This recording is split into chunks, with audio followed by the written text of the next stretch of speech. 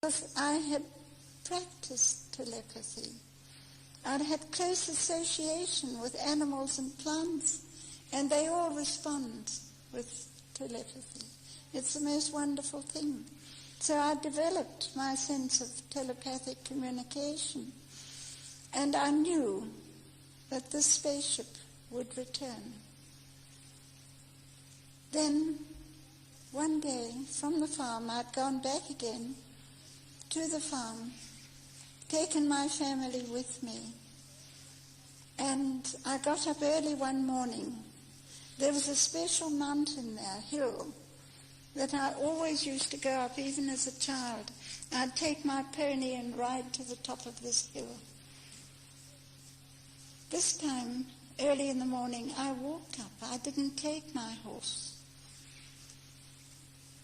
And it must have been about 10 o'clock in the morning. It was a beautiful morning with great cumulus clouds going across the sky with an east wind.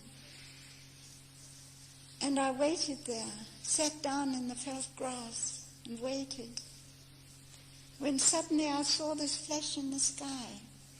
And then from behind a cloud, this enormous spaceship appeared. And she came down and hovered to about the height of that lower window there, to the lower point, straight in front of me. And I always remember, it was autumn then, the 7th of April, and the long seeding grass beneath was flattened and agitated as she hovered over it. And I noticed I stood my ground, because I couldn't go any further. I couldn't go near her. It was like a wall coming down that was invisible. You couldn't push against it. And as she hovered there, the light from her was so bright, it wasn't the reflection of the sun off the skin of the ship. It was her own light that affected my eyes. That's why I didn't want to be in the spotlight now. And it still affects my eyes. But there she was. I could see her despite the fact that the enormous hull was spinning and the dome in the center was stationary. There were 3 portholes on my side that I could see through. And standing at the center porthole was a tall man. And he was standing there with his arms folded across his chest, just looking back at me. And I stood my ground and looked back at him. And I was so fascinated that I could see clearly, despite the haze around the ship. I could see his face.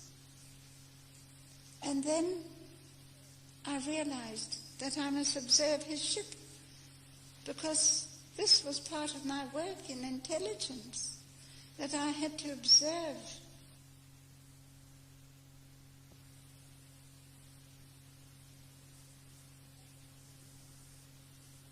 Rapidly. And sometimes it would be so rapid that, like an aircraft propeller, all you could see was a haziness. And just the dome in the center, which was quite clear.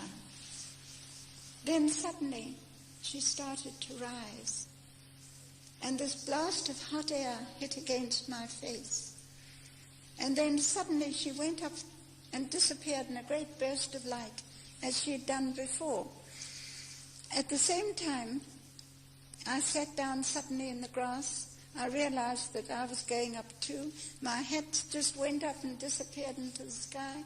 I never saw it again. And I realized that I would also go up with the force of gravity, and anti-gravity rather.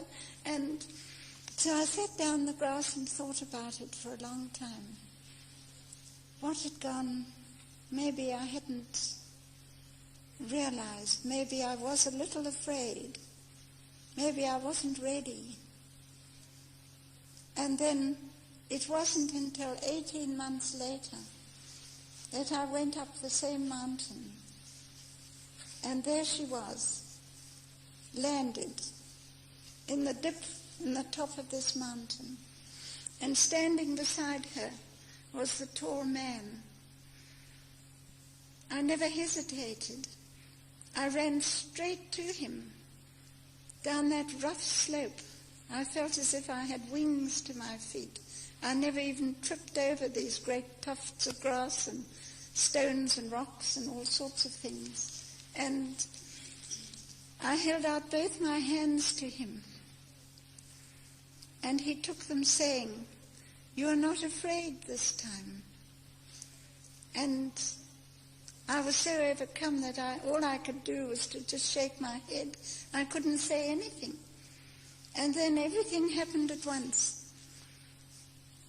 He just picked me up, stepped onto the hull of the ship, and in through the door that was open halfway between the dome and the hull.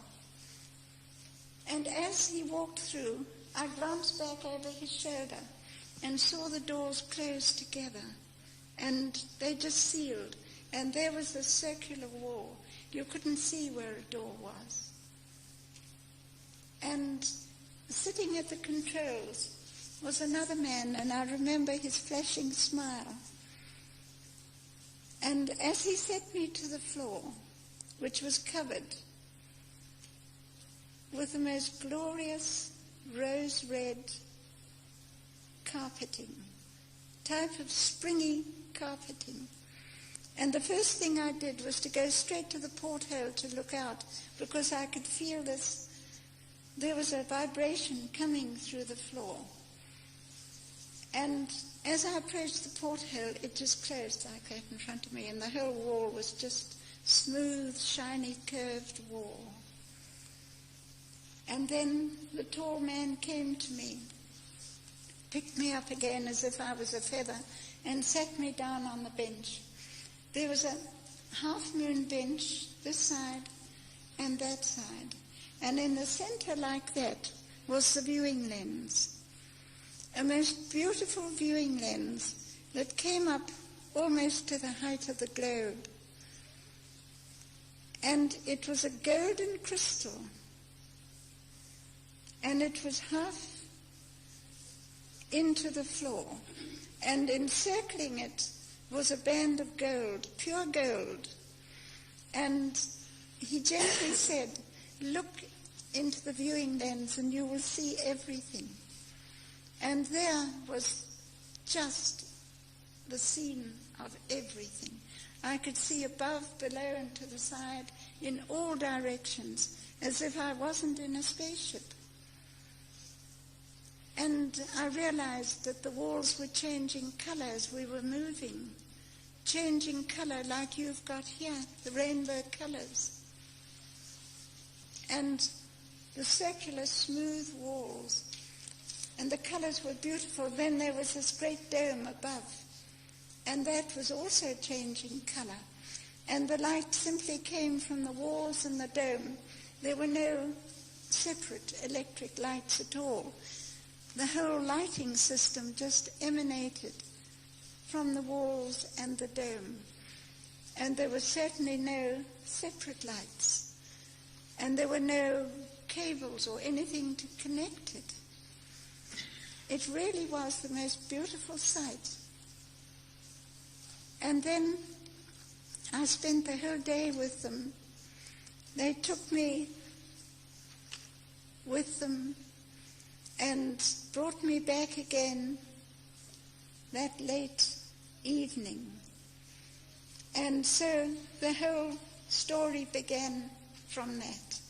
And after that, I had 9 wonderful years of earth time with Arkan.